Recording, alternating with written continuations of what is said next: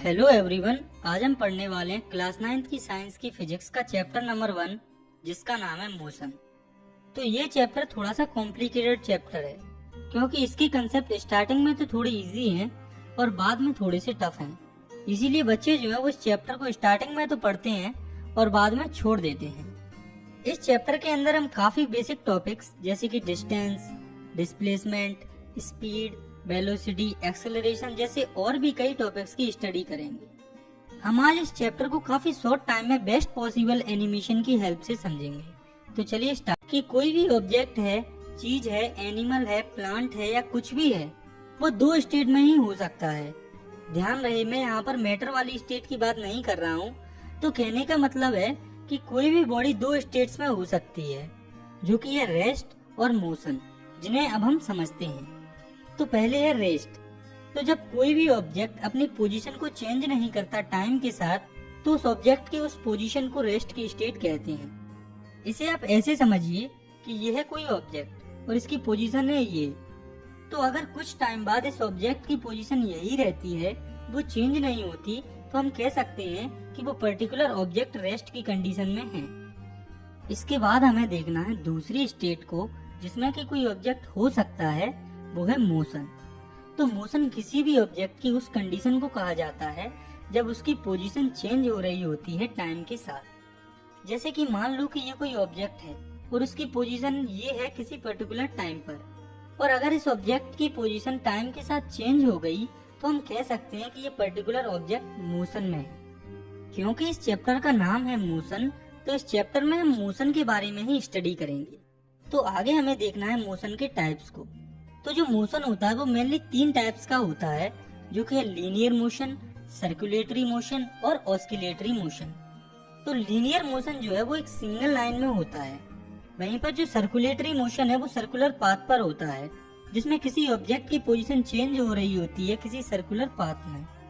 और तीसरा मोशन है ऑसिलेटरी मोशन। तो ऑसिलेटरी मोशन में जो ऑब्जेक्ट है वो अपनी मेन पोजीशन को आगे या पीछे वाइब्रेट करता है टाइम के साथ, जैसे कि पेंडुलम। तो इस चैप्टर में यहाँ हमें मोशन के सिर्फ पहले टाइप, जो कि ये लीनियर मोशन, उसके बारे में समझना है।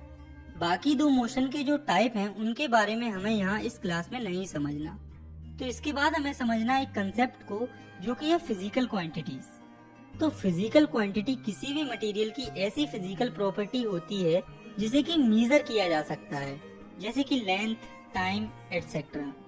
और ये जो फिजिकल क्वांटिटी होती है वो 2 टाइप्स की होती हैं, जो कि स्केलर क्वांटिटी और वेक्टर क्वांटिटी। तो स्केलर क्वांटिटी वो क्वांटिटी होती है जिसमें सिर्फ मैग्नीट्यूड होता है, डायरेक्शन नहीं होती। और मैग्नीट्यूड जो है वो पर्टिकुलर वैल्यू होती है। जैसे आप मान लो आपके पास सामान है 15 kg, तो ये जो 15 kg है वो आपका मैग्नीट्यूड हो जाएगा।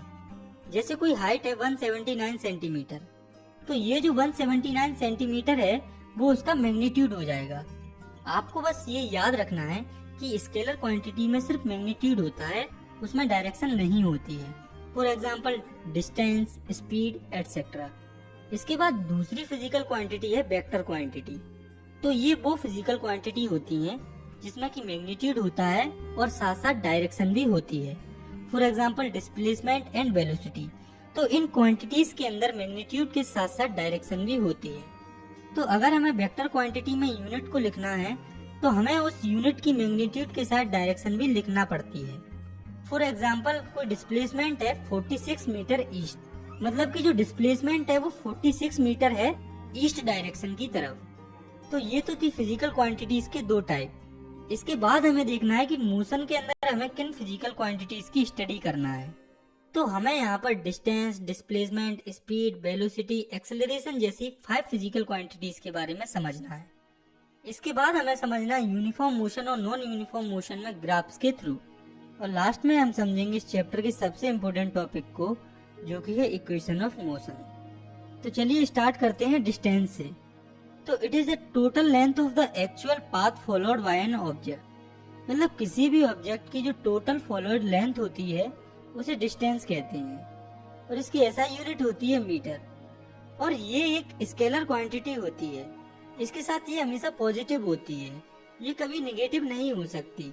जैसे कि आप देखिए कि ये है एक स्केल, तो आप मान लो कि कोई ऑब्जेक्ट है, वो यहाँ से चलता है पॉइंट O से, और पहले वो जाता है 80 मीटर यहाँ तक, और फिर वो वहाँ से वापस आता है 50 मीटर।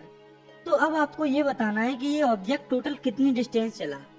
तो आपको ये बात याद रखना है कि ऑब्जेक्ट किसी भी डायरेक्शन में जाए, जो डिस्टेंस होती है वो हमेशा बढ़ती है।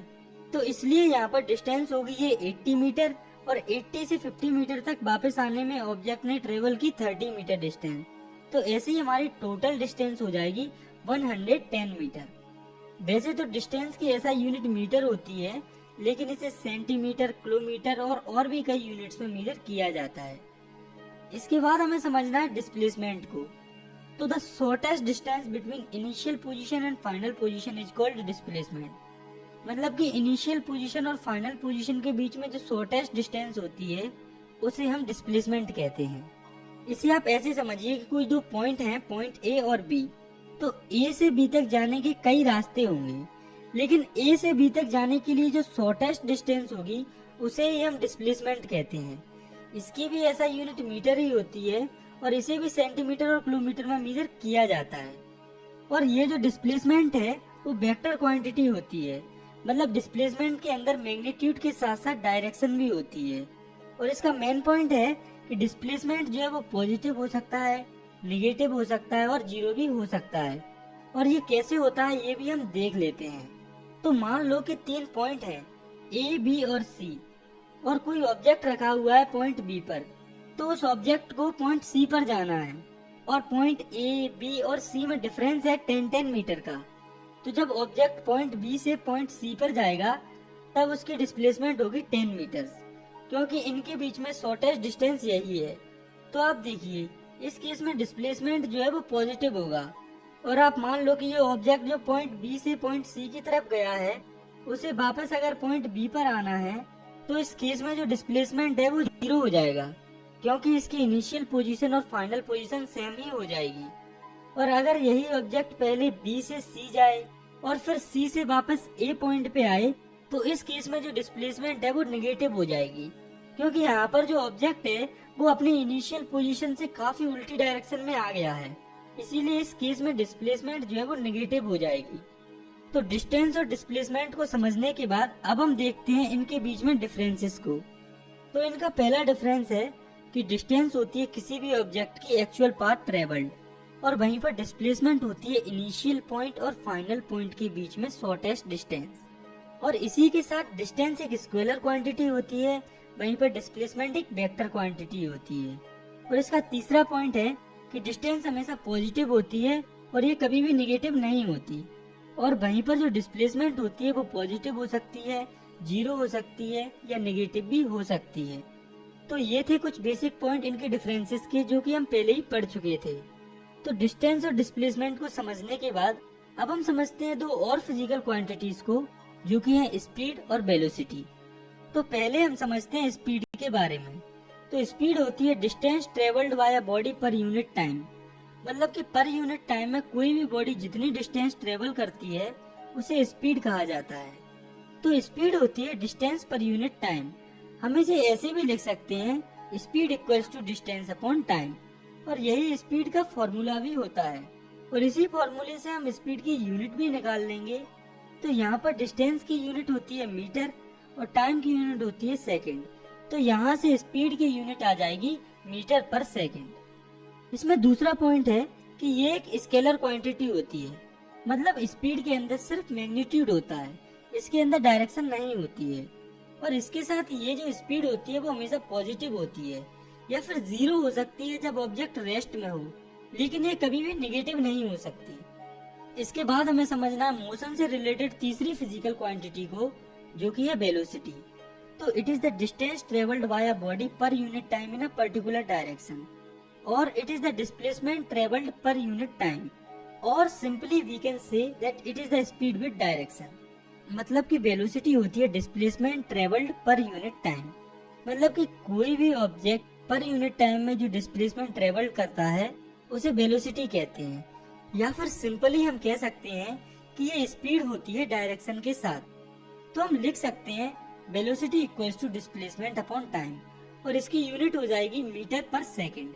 और ये जो वेलोसिटी होती है वो वेक्टर क्वांटिटी होती है, मतलब वेलोसिटी में डायरेक्शन भी होती है।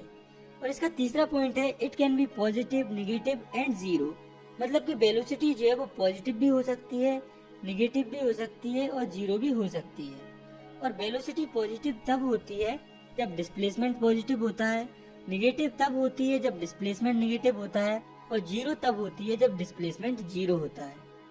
आप अगर चाहें तो स्पीड और वेलोसिटी को साथ में रखकर भी पढ़ सकते हैं, क्योंकि जब आप ऐसा करेंगे तो आपको इनसे रिलेटेड डिफरेंसेस भी आसानी से समझ में आ जाएंगे, जिन्हें कि हम ऑलरेडी डिस्कस कर चुके हैं। इसके बाद आगे हमें समझना है एवरेज स्पीड और एवरेज वेलोसिटी को। तो पहले है एवरेज स्पीड।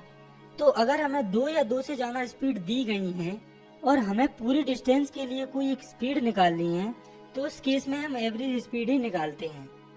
और इसका फॉर्मूला होता है average speed equals to total distance upon total time. और एवरेज वेलोसिटी हम तब निकालते हैं जब हमें 2 या 2 से ज्यादा वेलोसिटीज दी हुई हो। और एवरेज वेलोसिटी का फॉर्मूला होता है initial velocity plus final velocity upon 2। इसको और अच्छे से समझने के लिए हम एवरेज स्पीड और एवरेज वेलोसिटी पर बेस्ड एनसीईआरटी के न्यूमेरिकल्स को प्रैक्टिस करेंगे। तो ये है आपके एनसीईआरटी का न्यूमेरिकल नंबर 7.1। तो इस न्यूमेरिकल में एक ऑब्जेक्ट है जो पहले 16 मीटर ट्रेवल कर रहा है 4 सेकंड में और दूसरे 16 मीटर ट्रेवल कर रहा है 2 सेकंड में। हमें इस ऑब्जेक्ट की एवरेज स्पीड को निकालना है। तो हम जानते हैं कि average speed equals to total distance upon total time. तो टोटल डिस्टेंस हमारे पास है 16 metre plus 16 metre equals to 32 metre और टोटल टाइम हमारे पास है 4 second plus 2 second equal to 6 second. तो यहाँ से हमारी एवरेज स्पीड आ जाएगी 5.33 मीटर पर सेकंड। इसके बाद है एनसीईआरटी का एग्जांपल नंबर 7.3, जिसमें ऊषा एक 90 मीटर के पूल में तैर रही है। तो ऊषा 1 मिनट में 180 मीटर कवर करती है, जिसमें वो एक एंड से दूसरे एंड में जाती है और फिर वापस उसी एंड में आ जाती है। तो इस केस में हमें ऊषा की एवरेज स्पीड और एवरेज वेलोसिटी दोनों को फाइंड करना है। तो पहले हम देखते हैं इस क्वेश्चन में हमें गिवन क्या क्या है। तो हमें इसमें टोटल टाइम दिया है 1 मिनट, जिसे हम सेकंड्स में कन्वर्ट करेंगे तो वो 60 सेकंड हो जाएगा। और इस क्वेश्चन में हमें डिस्टेंस दी हुई है 180 मीटर। और बात करें डिस्प्लेसमेंट की, तो यहाँ वो 0 होगी, क्योंकि इस केस में इनिशियल और फाइनल पॉइंट एक ही है, क्योंकि ऊषा जिस पॉइंट से चली थी वापस उसी पॉइंट पे आ रही है, इसीलिए उसकी जो डिस्प्लेसमेंट है वो यहाँ पर 0 होगी। तो पहले हम निकालते हैं एवरेज स्पीड को। तो एवरेज स्पीड होती है total distance covered upon total time taken. तो यहाँ पर टोटल डिस्टेंस दी हुई है 180 मीटर और टाइम है 1 मिनट यानी कि 60 सेकेंड। तो यहाँ से एवरेज स्पीड आ जाएगी 3 मीटर पर सेकेंड। और बात करें एवरेज वेलोसिटी की, तो वो होती है total displacement upon total time. तो इस केस में डिस्प्लेसमेंट 0 है, तो एवरेज वेलोसिटी भी 0 ही हो जाएगी। तो इस क्वेश्चन में एवरेज स्पीड होगी 3 मीटर पर सेकेंड और एवरेज वेलोसिटी होगी 0 मीटर पर सेकेंड। इसके बाद हमें देखना है टाइप्स ऑफ मोशन को। तो मोशन मेनली 2 टाइप्स का होता है, जो कि है यूनिफॉर्म मोशन और नॉन यूनिफॉर्म मोशन। तो जब कोई बॉडी इक्वल डिस्टेंस ट्रेवल करती है इक्वल इंटरवल ऑफ टाइम में, तो उस मोशन को हम यूनिफॉर्म मोशन कहते हैं। फॉर एग्जाम्पल आप इसे ऐसे समझिए कि कोई बस है, वो अगर 600 मीटर डिस्टेंस कवर करती है 1 मिनट में, और अगर ये बस अगले 1 मिनट में भी 600 मीटर डिस्टेंस कवर करती है और ऐसे ही हर एक 1 मिनट में ये बस 600 मीटर डिस्टेंस कवर करती है, तो हम कह सकते हैं कि ये जो बस है वो यूनिफॉर्म मोशन में मूव कर रही है। और अगर हम चाहें तो यूनिफॉर्म मोशन को ग्राफिकली भी शो कर सकते हैं। तो यूनिफॉर्म मोशन का ग्राफ कुछ ऐसा होगा, इसमें ये है एक्स एक्सिस और ये है वाई एक्सिस। तो क्योंकि इस केस में जो ऑब्जेक्ट है वो इक्वल डिस्टेंस कवर कर रहा है इक्वल इंटरवल ऑफ टाइम में, तो इस केस में जो ग्राफ है वो स्ट्रेट लाइन होगा। इसके बाद हमें देखना है नॉन यूनिफॉर्म मोशन को। तो जब कोई बॉडी अनइक्वल डिस्टेंस ट्रेवल करती है इक्वल इंटरवल ऑफ टाइम में, तो इसे हम नॉन यूनिफॉर्म मोशन कहते हैं। फॉर एग्जाम्पल इसे हम ऐसे समझते हैं कि मान लो कोई ऑब्जेक्ट है, वो पहले 10 सेकंड में 15 मीटर डिस्टेंस कवर करता है और फिर वही ऑब्जेक्ट अगले 10 सेकंड में 20 मीटर डिस्टेंस कवर करता है और फिर अगले 10 सेकंड में 10 मीटर डिस्टेंस कवर करता है। तो इस तरह के मोशन को नॉन यूनिफॉर्म मोशन कहा जाता है। इसके बाद हम देख लेते हैं नॉन यूनिफॉर्म मोशन के ग्राफ को। तो नॉन यूनिफॉर्म मोशन का ग्राफ स्ट्रेट लाइन को छोड़कर कुछ भी हो सकता है। चाहे वो जिगजैग हो सकता है इस तरह से या वो कर्व हो सकता है इस तरह से। इसके बाद हमें देखना है कुछ फिजिकल क्वांटिटीज के सिंबल्स को। तो पहले है डिस्टेंस का सिंबल जो कि है स्मॉल एस, और डिस्प्लेसमेंट का सिंबल होता है डेल्टा एस।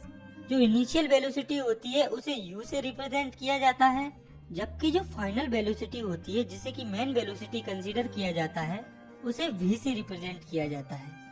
इसके साथ जो स्पीड होती है उसे भी वी से ही रिप्रेजेंट किया जाता है, और जो टाइम होता है उसे स्मॉल टी से रिप्रेजेंट किया जाता है। तो ये जो स्पीड वेलोसिटी के फॉर्मूले होते हैं इन्हें भी हम सिंबल्स के फॉर्म में लिख सकते हैं। जैसे कि speed equals to distance upon time होता है, उसकी जगह पर हम लिख सकते हैं v equals to s upon t. इसी तरह से हम अलग अलग फॉर्मूलेस को भी उनके सिंबल्स के फॉर्म में लिख सकते हैं। इसके बाद हमें समझना है अगली फिजिकल क्वांटिटी को जो कि है एक्सेलरेशन। तो the rate of change of velocity of an object with respect to time is called acceleration. मतलब कि जब किसी ऑब्जेक्ट की वेलोसिटी चेंज होती है टाइम के साथ तो उसे एक्सेलरेशन कहते हैं। तो एक्सेलरेशन तब होता है जब वेलोसिटी में चेंज होता है, और जब वेलोसिटी में चेंज होता है तो कुछ इनिशियल वेलोसिटी होती है और कुछ फाइनल वेलोसिटी भी होती है। तो हम एक्सेलरेशन को कुछ इस तरह से लिख सकते हैं। एक्सेलरेशन को स्मॉल ए से रिप्रेजेंट किया जाता है, तो एक्सेलरेशन इक्वल्स टू होता है change in velocity upon time, जिसे हम लिख सकते हैं final velocity minus initial velocity upon time, यानी कि a equals to v minus u upon t. और यहाँ से हम एक्सेलरेशन की ऐसा यूनिट भी निकाल सकते हैं। तो वेलोसिटी की ऐसा यूनिट होती है मीटर पर सेकंड और टाइम की ऐसा यूनिट होती है सेकंड। तो यहाँ से एक्सेलरेशन की ऐसा यूनिट आ जाएगी मीटर पर सेकंड स्क्वायर। और ये जो है वो वेक्टर क्वांटिटी होती है, और ये जो एक्सेलरेशन होता है वो पॉजिटिव हो सकता है, नेगेटिव हो सकता है और साथ में जीरो भी हो सकता है। एक्सेलरेशन के बारे में एक इम्पोर्टेंट पॉइंट है जो कि आपको याद रखना है कि नेगेटिव एक्सेलरेशन को रिटार्डिव एक्सेलरेशन या टी एक्सेलरेशन भी कहा जाता है। तो इसके बाद हमें देखना है कि पॉजिटिव एक्सेलरेशन कब होता है और नेगेटिव एक्सेलरेशन कब होता है। तो जब इनिशियल वेलोसिटी कम होती है फाइनल वेलोसिटी से, तो उस कंडीशन में हमें पॉजिटिव एक्सेलरेशन देखने को मिलता है। जैसे कि आप मान लो कि इनिशियल वेलोसिटी है किसी ऑब्जेक्ट की 40 मीटर पर सेकंड और फाइनल वेलोसिटी है 90 मीटर पर सेकंड और टाइम है 9 सेकंड। तो इस केस में एक्सेलरेशन जो है वो पॉजिटिव होगा। और नेगेटिव एक्सेलरेशन तब हमें देखने को मिलता है जब जो इनिशियल वेलोसिटी है वो हायर होती है फाइनल वेलोसिटी से। जैसे कि मान लो कि आपकी इनिशियल वेलोसिटी है 90 मीटर पर सेकंड और फाइनल वेलोसिटी है 15 मीटर पर सेकंड और टाइम है 6 सेकंड। तो इस केस में हमें नेगेटिव एक्सेलरेशन या रिटार्डेशन देखने को मिलता है। तो हम इन दोनों कंडीशन में एक्सेलरेशन निकालते हैं। तो पहले केस में हमें फाइनल वेलोसिटी दी हुई है 90 मीटर पर सेकंड और इनिशियल वेलोसिटी दी है 40 मीटर पर सेकंड और टाइम है हमारे पास 9 सेकंड। तो जब हम इन वैल्यूज को a equals to v minus u upon t वाले फॉर्मूले में रखेंगे तो हमारा एक्सेलरेशन आ जाएगा 5.5 मीटर पर सेकंड स्क्वायर, और ये पॉजिटिव एक्सेलरेशन होगा। इसके बाद हमें निकालना है दूसरा एक्सेलरेशन, जिसमें कि इनिशियल वेलोसिटी दी गई है 90 मीटर पर सेकंड और फाइनल वेलोसिटी है 15 मीटर पर सेकंड और टाइम है 6 सेकंड। तो जब हम इन वैल्यूज को फॉर्मूले में रखेंगे तो हमारा एक्सेलरेशन आएगा -12.5 मीटर पर सेकंड स्क्वायर, जो कि रिटार्डेशन होगा। तो हमने ये देखा कि एक्सेलरेशन पॉजिटिव कब होता है और नेगेटिव कब होता है। अब हमें ये देखना है कि एक्सेलरेशन जीरो कब होता है। तो जब इनिशियल वेलोसिटी और फाइनल वेलोसिटी बराबर हो जाती है तब एक्सेलरेशन जीरो होता है। इसके बाद हमें देखना है एक्सेलरेशन पर बेस्ड एक न्यूमेरिकल को। तो ये जो आप अपनी स्क्रीन पर न्यूमेरिकल देख रहे हैं ये है एनसीईआरटी का एग्जाम्पल नंबर 7.4। तो इसमें राहुल जो है वो पहले 30 सेकंड में 6 मीटर पर सेकंड की वेलोसिटी अटेन कर लेता है। उसके बाद वो ब्रेक लगाता है और अगले 5 सेकंड में उसकी वेलोसिटी घटकर 4 मीटर पर सेकंड हो जाती है। तो हमें दोनों केस में वेलोसिटी फाइंड करनी है। तो पहले केस में टाइम दिया है 30 सेकंड और फाइनल वेलोसिटी दी हुई है 6 मीटर पर सेकंड, और क्वेश्चन में लिखा है कि राहुल ने 30 सेकंड में 6 मीटर पर सेकंड की स्पीड पकड़ी। तो उसकी इनिशियल वेलोसिटी जीरो होगी क्योंकि उससे पहले साइकिल रेस्ट पे थी। तो हम एक्सेलरेशन निकालने के लिए a equals to v minus u वाला फॉर्मूला लगा देंगे। तो v हमारे पास 6 है और u हमारे पास 0 है और टाइम है 30 सेकंड। तो यहाँ से हमारा एक्सेलरेशन आ जाएगा 0.2 मीटर पर सेकंड स्क्वायर। तो पहले केस में एक्सेलरेशन होगा 0.2 मीटर पर सेकंड स्क्वायर। और अब बात करते हैं दूसरी केस की। तो इसमें दिया हुआ है कि वेलोसिटी जो है वो 5 सेकंड में कम होकर 4 मीटर पर सेकंड हो जाती है।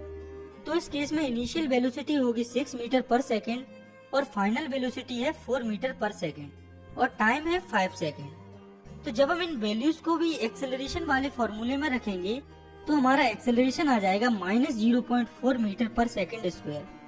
तो इस क्वेश्चन में पहले केस में जो एक्सेलरेशन है वो 0.2 मीटर पर सेकंड स्क्वायर से बढ़ रहा है और दूसरे केस में जो एक्सेलरेशन है वो -0.4 मीटर पर सेकंड स्क्वायर से घट रहा है, यानी कि दूसरे केस में रिटार्डेशन हो रहा है। इसके बाद हमें समझना है इस चैप्टर के आखिरी टॉपिक को, जो कि है ग्राफिकल रिप्रेजेंटेशन ऑफ मोशन। मतलब कि अब हमें ये जो मोशन है इसे ग्राफ्स पर रिप्रेजेंट करना है। तो इसके अंदर हमें मेनली दो ग्राफ्स के बारे में समझना है, जो कि है डिस्टेंस टाइम ग्राफ और वेलोसिटी टाइम ग्राफ। तो पहले हम समझते हैं डिस्टेंस टाइम ग्राफ को। तो डिस्टेंस टाइम ग्राफ के अंदर भी हमें दो ग्राफ्स को समझना है। पहला जिसमें वेलोसिटी या स्पीड यूनिफॉर्म हो और दूसरा जिसमें स्पीड या वेलोसिटी यूनिफॉर्म ना हो। तो पहले हम समझते हैं यूनिफॉर्म स्पीड के ग्राफ को। तो आप नजर डालिए इस ग्राफ पर। इसमें एक्स एक्सिस पर हमने लिया है टाइम को और वाई एक्सिस पर हमने लिया है डिस्टेंस को। तो अगर हमें किसी ग्राफ में एक्स एक्सिस पर टाइम दिया है और वाई एक्सिस पर डिस्टेंस दी है तो ये जो लाइन है वो स्पीड या वेलोसिटी को रिप्रेजेंट करती है। और अगर ये वाली जो लाइन है वो स्ट्रेट है तो इसका मतलब ये है कि यहाँ पर स्पीड जो है वो यूनिफॉर्म है, वो चेंज नहीं हो रही है। मतलब जैसे जैसे टाइम बढ़ रहा है वैसे वैसे डिस्टेंस भी बढ़ रही है। और ये जो डिस्टेंस टाइम ग्राफ होता है इसकी हेल्प से हम वेलोसिटी भी फाइंड कर सकते हैं। जैसे कि आप सपोज कीजिए कि ये है डिस्टेंस टाइम ग्राफ के अंदर यूनिफॉर्म वेलोसिटी और हमें इसके अंदर पॉइंट ए से पॉइंट बी के बीच में वेलोसिटी निकालनी है। तो इसके लिए हम दोनों पॉइंट्स पर डिस्टेंस और टाइम को निकालेंगे। तो टाइम निकालने के लिए हम पॉइंट ए से एक वर्टिकल लाइन ड्रॉ करेंगे जिसे नाम देंगे T1 और पॉइंट बी पर भी एक वर्टिकल लाइन ड्रॉ कर देंगे जो कि होगी T2।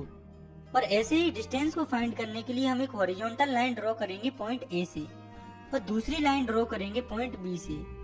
तो पॉइंट ए से पॉइंट बी की वेलोसिटी निकालने के लिए हम इन दोनों पॉइंट्स के बीच में टाइम और डिस्टेंस निकाल लेंगे। तो आप देखिए, अगर हम T2 में से T1 को माइनस कर देंगे तो हमें ए से बीच की टाइमिंग का पता चल जाएगा।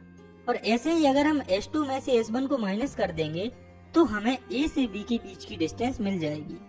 और अगर आपको इसमें अब भी कोई कंफ्यूजन है तो आप इसे ऐसे समझिए कि हमें यहाँ से यहाँ तक की डिस्टेंस निकालनी है।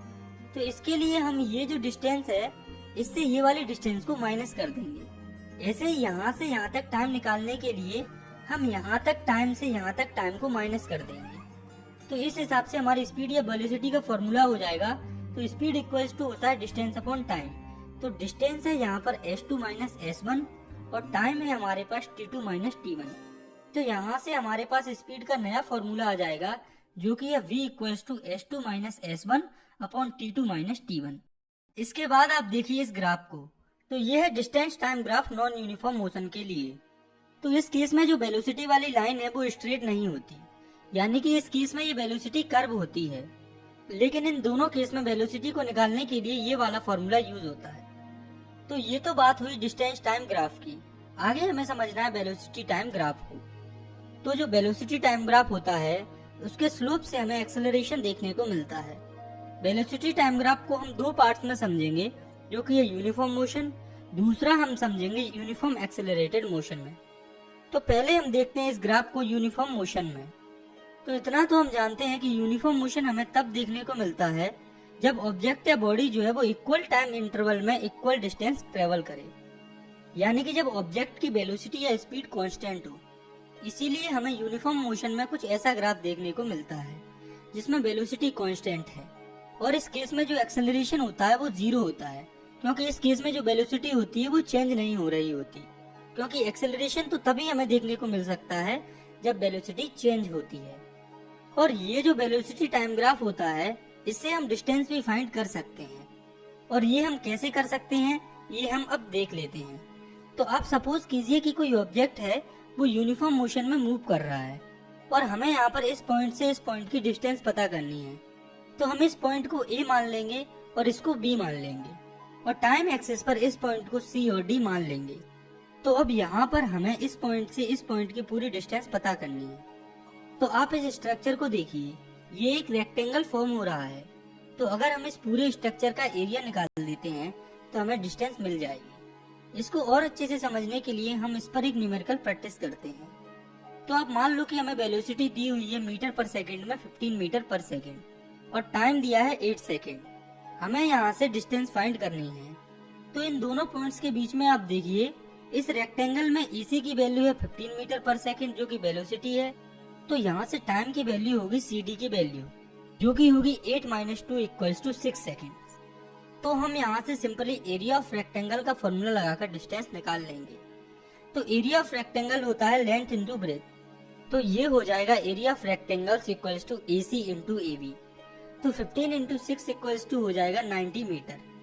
यहाँ पर हम डिस्टेंस को सिंपली स्पीड के फॉर्मूले से भी निकाल सकते हैं, और वो ऐसे निकाल सकते हैं क्योंकि यूनिफॉर्म मोशन में जो स्पीड या वेलोसिटी होती है वो हमेशा फिक्स होती है, और टाइम को हम T2 - T1 वाले फॉर्मूले से निकाल लेंगे। जैसे कि हमने इस क्वेश्चन में डिस्टेंस को एरिया ऑफ रेक्टेंगल वाले फॉर्मूले से निकाला, उसे हम सिंपली स्पीड वाले फॉर्मूले से भी निकाल सकते हैं। तो आइए निकालते हैं डिस्टेंस को स्पीड वाले फॉर्मूले से। तो हमें पता है कि यहाँ पर हर पॉइंट पर वेलोसिटी सेम है क्योंकि ये यूनिफॉर्म मोशन है जो कि है 15 मीटर पर सेकेंड, और टाइम यहाँ से आ जाएगा 8 - 2 = 6 सेकेंड। तो जब हम speed equals to distance upon time वाला फॉर्मूला लगाएंगे तो हमारी डिस्टेंस आ जाएगी 90 मीटर। तो अगर आपको कोई क्वेश्चन दिया है जिसमें बॉडी यूनिफॉर्म मोशन में है और आपको वेलोसिटी और टाइम पता है तो आप उसे दो टाइप से सॉल्व कर सकते हैं। तो ये तो था velocity time graph uniform motion के लिए, लेकिन हमें यूनिफॉर्म एक्सेलरेटेड मोशन के लिए भी वेलोसिटी टाइम ग्राफ को देखना है। तो इसके नाम से ही पता चल रहा है कि इस कंडीशन में जो एक्सेलरेशन है वो यूनिफॉर्म है, यानी कि वेलोसिटी टाइम के साथ चेंज हो रही है, लेकिन वो यूनिफॉर्मली चेंज हो रही है। तो यूनिफॉर्म एक्सेलरेटेड मोशन का ग्राफ कुछ ऐसा होता है। तो आप इसमें देख सकते हैं कि जो एक्सेलरेशन है वो यूनिफॉर्म है। तो अगर हम चाहें तो इस ग्राफ से डिस्टेंस भी निकाल सकते हैं। तो आप मान लो कि इस ग्राफ में दो पॉइंट हैं, पॉइंट A और पॉइंट B। हमें इस पॉइंट A से पॉइंट B की डिस्टेंस को निकालना है। तो इसके लिए हम पॉइंट A से एक परपेंडिकुलर या लाइन ड्रॉ करेंगे। तो आप इस डायग्राम को देखिए, अगर हम इस पूरे पार्ट का एरिया निकाल दें तो हमें हमारा डिस्टेंस मिल जाएगा। तो अगर यहाँ पर यूनिफॉर्म मोशन होता और वेलोसिटी चेंज नहीं होती तो ABCD के एरिया से ही पूरा डिस्टेंस निकल आता, लेकिन एक्सेलरेशन की वजह से जो कार की वेलोसिटी है वो चेंज हो रही है। इसीलिए डिस्टेंस को फाइंड करने के लिए हमें इस पूरे स्ट्रक्चर ABCDE का एरिया निकालना होगा। तो आप यहाँ पर देखिए कि ABCDE एक ट्रेपेजियम का फॉर्म ले रही है। तो हमारी कैलकुलेशन को इजी बनाने के लिए हम A पॉइंट से एक लाइन ड्रॉ करेंगे बिल्कुल स्ट्रेट, जिसे हम E नाम देंगे। तो AE का मैग्नीट्यूड बराबर होगा BC के। तो आप देखिए ABCDE में दो स्ट्रक्चर फॉर्म हो रही हैं, जिसमें से एक है रेक्टेंगल AECD, एक है ट्रायंगल ABE। तो अगर हम इन दोनों के एरिया को एक साथ निकालकर जोड़ दें तो हमें हमारा डिस्टेंस मिल जाएगा। तो area of ABCDE equals to हो जाएगा area of triangle ABE plus area of rectangle AECD, जो कि होगा AC into CD plus 1/2 into AE into BE। तो चलिए इसको और भी अच्छे से समझने के लिए हम इस पर बेस्ड एक न्यूमेरिकल को प्रैक्टिस करते हैं। तो हमें एक कार दी हुई है जिसकी वेलोसिटी टाइम के साथ यूनिफॉर्मली बढ़ रही है। तो हमें इस पॉइंट से इस पॉइंट तक डिस्टेंस का पता करना है। कार की वेलोसिटी 10 मीटर पर सेकंड के हिसाब से बढ़ रही है हर 5 सेकंड में। तो इसके लिए ग्राफ कुछ ऐसा होगा। तो हम इस पॉइंट से यहाँ पर एक लाइन ड्रॉ करेंगे। यहाँ पर टाइम है 10 सेकंड, और एक लाइन हम ड्रॉ करेंगे पॉइंट B से। यहाँ पर टाइम है 20 सेकंड। तो यहाँ हम पॉइंट A से एक लाइन ड्रॉ करेंगे लाइन BC के पैरेलल में। तो इस AE की जो वैल्यू होगी वो बराबर होगी BC की। तो अब हम इनकी वैल्यूज को पहले लिख लेंगे। तो आप देखिए AB की वैल्यू है 20 मीटर पर सेकेंड और BC की वैल्यू है 10 सेकेंड, और ये पार्ट है BE, इसकी वैल्यू है 40 - 20 = 20 मीटर पर सेकेंड। आपको यहाँ पर इनकी यूनिट्स को इग्नोर करना है। तो अब हम इनकी वैल्यूज को फॉर्मूले में पुट करते हैं। तो area of ABCDE equals to हो जाएगा area of rectangle ACDE plus area of triangle ABE। तो AC into CD plus 1/2 into BE into AE, जिनकी वैल्यूज है 20 इंटू 10 प्लस 1/2 इंटू 20 इंटू 10। तो जब हम इस इक्वेशन को सॉल्व करेंगे तो हमारा एरिया आएगा ABCDE का 300 मीटर, और ये जो एरिया है वही डिस्टेंस होगा। तो इसको और अच्छे से समझने के लिए आप इस पर कुछ न्यूमेरिकल्स को प्रैक्टिस कर सकते हैं। इसके बाद हमें समझना है इस चैप्टर के सबसे इम्पोर्टेंट टॉपिक को, जो कि है equations of motion by graphical method, यानी कि ग्राफ्स के थ्रू मोशन की इक्वेशन को हमें फाइंड करना है। तो मोशन की टोटल 3 इक्वेशंस होती हैं, जिसमें पहली है v = u + at, जिसे कि equation of velocity time relation भी कहा जाता है। दूसरी है s = ut + ½ at², जिसे कि equation of position time relation भी कहा जाता है। और तीसरी है v² - u² = 2as, जिसे कि equation of position velocity relation भी कहा जाता है। तो आपको इन तीनों इक्वेशंस को और उनके नेम्स को अच्छे से याद रखना है, क्योंकि एग्जाम्स में क्वेश्चन डायरेक्टली इनके नाम से ही पूछे जाते हैं। तो चलिए अब हम इन तीनों इक्वेशंस को ग्राफ्स के थ्रू प्रूव करते हैं। तो सबसे पहले हम देखते हैं वेलोसिटी टाइम रिलेशन को, या मोशन की इक्वेशन नंबर 1 को। तो इसके लिए हमें एक ग्राफ दिया हुआ है जो कि है वेलोसिटी टाइम ग्राफ, और उसमें एक स्लोप भी दिया है जो कि है AB। और आपको ये बात याद रखनी है कि वेलोसिटी टाइम ग्राफ का जो स्लोप होता है वो एक्सेलरेशन को शो करता है।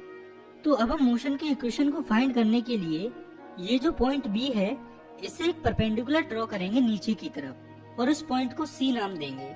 और ये जो पॉइंट A है, यहाँ पर इस ग्राफ की इनिशियल वेलोसिटी होगी, क्योंकि यहीं से वेलोसिटी शुरू हो रही है। तो यहाँ पर वेलोसिटी होगी u। तो यहाँ से हम एक लाइन ड्रॉ करेंगे और इस लाइन से जोड़ देंगे, और इस पॉइंट को नाम देंगे D। और इस पॉइंट से हम इधर की तरफ भी एक लाइन ड्रॉ करेंगे जिसे हम नाम देंगे E। तो आप देखिए कि हमारी जो वेलोसिटी है इस वेलोसिटी टाइम ग्राफ में, वो सबसे ज्यादा या फाइनल वेलोसिटी इसी पॉइंट E पर होगी, जिसे हम V कहते हैं। तो अब आप देखिए इस ग्राफ में ये जो BE है वो इक्वल है AD की, और ये जो AE है वो बराबर है BD के। तो हमें इस ग्राफ में एक स्लोप दिया हुआ है जो कि है AB, और जो स्लोप का फॉर्मूला होता है वो होता है स्लोप = राइज अपॉन रन। तो आप देखिए इसमें जो स्लोप राइज हो रहा है वो हो रहा है BD पार्ट के बीच में, और स्लोप रन हो रहा है वो हो रहा है इस AD के पार्ट में। तो हम स्लोप = राइज अपॉन रन की जगह पर उनकी वैल्यूज को रख देंगे। तो AB = हो जाएगा BD अपॉन AD। तो अब आप इस ग्राफ को देखिए, इसमें BD की वैल्यू है BC - CD, यानी कि अगर हम BC वाले पार्ट में से CD वाले पार्ट को माइनस कर देते हैं तो हमें BD वाला पार्ट मिल जाएगा। तो हम लिख सकते हैं AB = BC - CD upon AD। तो अब आप देखिए इस ग्राफ में जो AB है वो एक्सेलरेशन को शो कर रहा है, BC फाइनल वेलोसिटी B को रिप्रेजेंट कर रही है, और CD रिप्रेजेंट कर रही है इनिशियल वेलोसिटी को, और वहीं पर ये जो AD है वो रिप्रेजेंट कर रहा है टाइम को। तो हम यहाँ से लिख सकते हैं A = V - U upon T। तो यहाँ से ये T इधर आ जाएगा, तो ये रिलेशन हो जाएगा V - U = AT, और फिर ये माइनस का U जब इधर जाएगा तो वो पॉजिटिव हो जाएगा, और हमारा ये रिलेशन हो जाएगा V = U + AT, जो कि हमारी फर्स्ट इक्वेशन ऑफ मोशन भी है। इसके बाद हमें देखना है मोशन की दूसरी इक्वेशन को, जो कि है equation of positive time relation. तो इस इक्वेशन में हमें पोजीशन और टाइम के बीच में रिलेशन निकालना है, और वो तब निकलेगा जब हमें स्लोप के अंदर का एरिया पता होगा। तो स्लोप के अंदर जो एरिया होता है वही डिस्टेंस होगा इस मोशन का, क्योंकि ये मोशन स्ट्रेट लाइन में हो रहा है। तो यहाँ पर डिस्टेंस और डिस्प्लेसमेंट सेम ही होगा। तो इस इक्वेशन को भी हम उसी ग्राफ से निकाल लेंगे। लेकिन अगर एग्जाम में आपसे ये इक्वेशन प्रूव करने को पूछा जाए तो आप इसे शुरू से एक्सप्लेन करिएगा। तो अब आप नजर डालिए इस ग्राफ पर, हमें इसमें ये जो स्ट्रक्चर बन रही है OABC, इसका एरिया निकालना है। तो आप देखिए OABC के अंदर 2 स्ट्रक्चर फॉर्म हो रही है। इसमें एक है रेक्टेंगल AOCD और एक है ट्रायंगल ABD। तो हम लिख सकते हैं area of OABC = area of rectangle AOCD plus area of triangle ABD। तो यहाँ पर हम लिख सकते हैं OC × OA, और एरिया ऑफ ट्रायंगल होता है half into base into height. तो यहाँ पर हो जाएगा plus half into AD into BD। तो यहाँ पर आप देखिए हमने पिछली इक्वेशन में भी BD की वैल्यू फाइंड की थी, जो कि आप यहाँ पर भी देख सकते हैं, जो कि है BC - CD। तो यहाँ पर हम BD की जगह पर BC - CD लिख सकते हैं। तो जब हम इस इक्वेशन में इनकी वैल्यूज को पुट करेंगे तो S = हो जाएगा, S यहाँ पर है डिस्टेंस या displacement, S = U × T plus तो यहाँ पर OC है टाइम और OA है इनिशियल वेलोसिटी u। तो ये हो जाएगा 1/2 इंटू v माइनस यू। तो यहाँ पर ट्रायंगल की जगह पर ये वैल्यूज इसीलिए आई क्योंकि OC और OD की वैल्यूज इक्वल है और BC है फाइनल वेलोसिटी v और CD है इनिशियल वेलोसिटी u। तो हम यहाँ पर ये जो फाइनल वेलोसिटी है v, इसकी जगह पर u प्लस AT लिख सकते हैं क्योंकि फर्स्ट इक्वेशन में हमने प्रूफ किया है v इक्वल्स टू होती है u प्लस AT।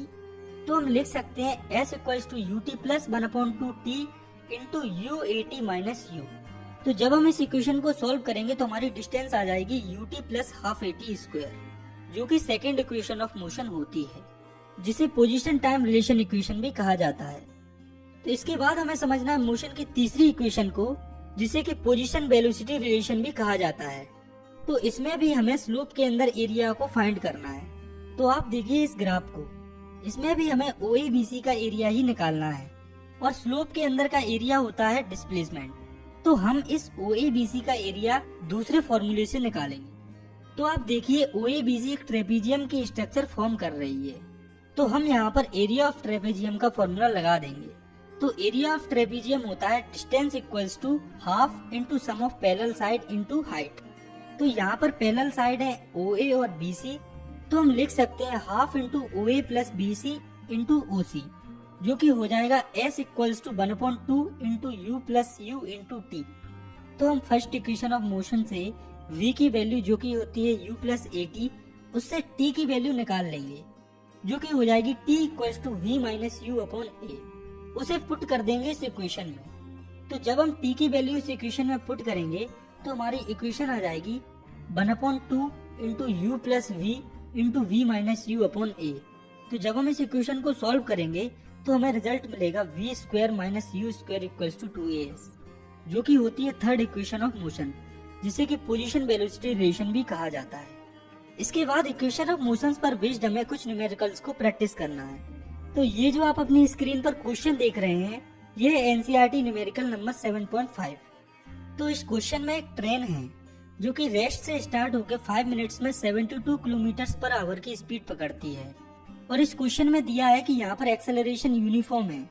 तो हमें इस क्वेश्चन में दो चीजें फाइंड करनी है, पहली है एक्सेलरेशन और दूसरी है डिस्टेंस जो कि ट्रेन ने ट्रेवल किया है इस वेलोसिटी को अटेन करने के लिए। तो पहले तो हमें जो जो गिवन है उसे लिख लेंगे।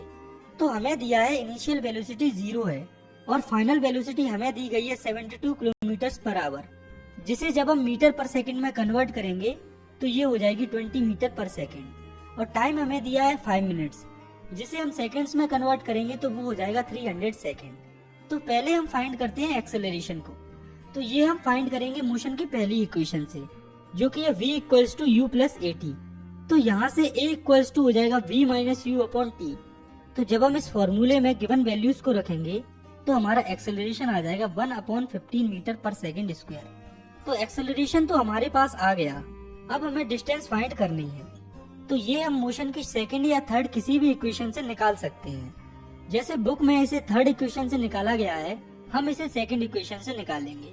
तो मोशन की सेकंड इक्वेशन होती है s equals to ut plus half AT square. तो u है यहाँ पर 0 और टाइम है 300 सेकंड। तो s इक्वल्स टू हो जाएगा 0 into 300 plus 1/2 into 1/15 into 300 into 300। तो यहाँ से हमारी डिस्टेंस आ जाएगी 3000 मीटर, जिसे जब हम किलोमीटर में कन्वर्ट करेंगे तो वो हो जाएगी 3 किलोमीटर। तो इसका मतलब है कि ये जो ट्रेन है इसने 3 किलोमीटर डिस्टेंस ट्रेवल की। इसके बाद हमें देखना है एक और न्यूमेरिकल को, जो कि है NCERT का न्यूमेरिकल नंबर 7.6। तो इस क्वेश्चन में एक कार है जो कि यूनिफॉर्मली एक्सेलरेट कर रही है 18 किलोमीटर पर आवर से 36 किलोमीटर पर आवर तक 5 सेकेंड्स में।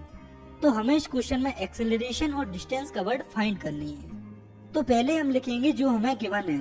तो हमें इनिशियल वेलोसिटी दी हुई है u equals to 18 kilometre per hour, जिसे जब हम मीटर पर सेकंड में कन्वर्ट करेंगे तो वो हो जाएगी 5 मीटर पर सेकंड। और फाइनल वेलोसिटी हमें दी हुई है 36 किलोमीटर पर आवर, और इसे भी जब हम मीटर पर सेकंड में कन्वर्ट करेंगे तो वो हो जाएगी 10 मीटर पर सेकंड। और टाइम हमें दिया हुआ है 5 सेकंड। तो पहले हम फर्स्ट इक्वेशन ऑफ मोशन से एक्सेलरेशन फाइंड कर लेंगे। तो v इक्वल्स टू होता है u प्लस AT। तो यहाँ से एक्सेलरेशन इक्वल्स टू हो जाएगा v minus u upon t। तो जब हम इस फॉर्मूले में गिवन वैल्यूज को पुट करेंगे तो हमारा एक्सेलरेशन आ जाएगा 1 मीटर पर सेकंड स्क्वायर। और इसके बाद हमें डिस्टेंस फाइंड करनी है। तो डिस्टेंस को हम मोशन की सेकंड या थर्ड किसी भी इक्वेशन से फाइंड कर सकते हैं। जैसे हम यहाँ मोशन की तीसरी इक्वेशन से डिस्टेंस को निकालेंगे। तो मोशन की तीसरी इक्वेशन होती है v square minus U square equals to 2as। तो यहाँ से s इक्वल्स टू हो जाएगा v square minus U square upon 2a। तो हम लिख सकते हैं 10 square minus 5 square upon 2 into 1।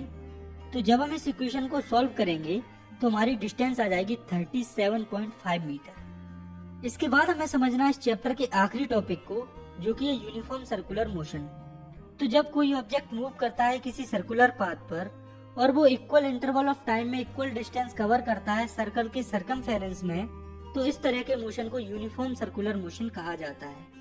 और इसके बाद हम देखेंगे कि हम सर्कुलर मोशन में डिस्टेंस या स्पीड कैसे निकालते हैं। तो आप मान लो ये है एक सर्कुलर पाथ जिसका सेंटर है O, रेडियस है R। तो अगर कोई ऑब्जेक्ट यहाँ से चलता है और वो यहीं पर वापस आ जाता है तो उसने कितनी डिस्टेंस कवर की। तो जब ये चक्कर पूरा हो जाता है तब जो है कोई ऑब्जेक्ट सरकमफेरेंस ऑफ सर्कल के बराबर डिस्टेंस कवर कर लेता है। तो सरकमफेरेंस ऑफ सर्कल होता है 2 पाई r, यानी कि सर्कल का एक चक्कर लगाने में कितनी डिस्टेंस कवर होती है 2 पाई r। और अगर आपको पाई की वैल्यू पता नहीं है तो वो भी आप याद रखें, जो कि होती है 22/7 या 3.14। तो 2 पाई r ये तो था सर्कल की डिस्टेंस निकालने का फॉर्मूला। इसके बाद हमें देखना सर्कल के अंदर स्पीड का फॉर्मूला। तो इसके लिए हम simply speed equals to distance upon time वाला फॉर्मूला लगा देते हैं। तो स्पीड इक्वल्स टू हो जाएगा डिस्टेंस अपॉन टाइम, जो कि हो जाएगा 2 पाई r अपॉन टाइम। तो इसी के साथ हमारा ये जो चैप्टर है वो यहाँ पर खत्म होता है। आई होप आपको अच्छे से समझ में आया होगा। अगर ये वीडियो पसंद आई है तो आप इसे लाइक कर सकते हैं और साथ ही अगर आप चाहें तो इस चैनल को भी सब्सक्राइब कर सकते हैं। तो मिलते हैं नेक्स्ट वीडियो में, तब तक के लिए thanks for watching, take care, bye.